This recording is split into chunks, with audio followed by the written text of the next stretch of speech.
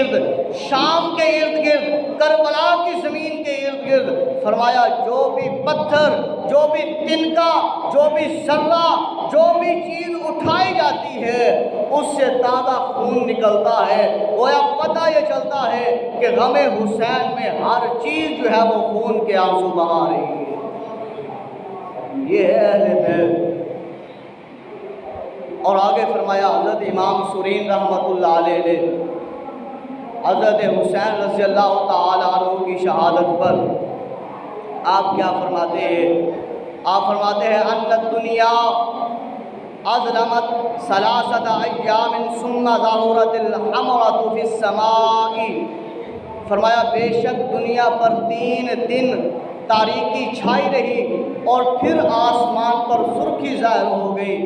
और फरमाया ये उस वक्त ज़ाहिर हुई जब हज़रत इमाम आले मुक़ाम हज़रत इमाम हुसैन रज़ी अल्लाह तआला अन्हु को शहीद कर दिया जाता है। हज़रत इमाम आले मुक़ाम हज़रत इमाम हुसैन को शहीद कर दिया जाता है। उस वक्त आसमान पर भी लाल सुर्ख जो है वो सुर्खी माइल एक कलर उठता है। तो फरमाया ये क्या है? फरमाया यही गमे हुसैन में रो रहा है।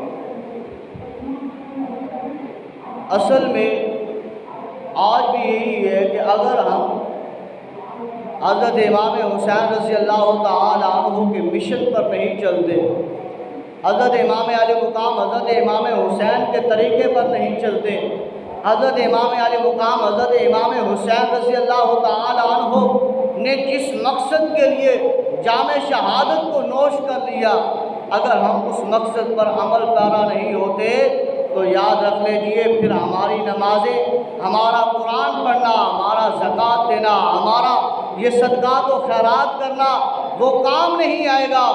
क्योंकि अहले बैत के साथ, अहले बैत के तरीक़े के मुताबिक अहले बैत से मोहब्बत करना मोमिन की निशानियों में से निशानी है। हदीस मुबारका मन अज़ा अहलुल बैती फ़क़द अज़ानी वमन अज़ानी फ़क़द अज़ल्लाह।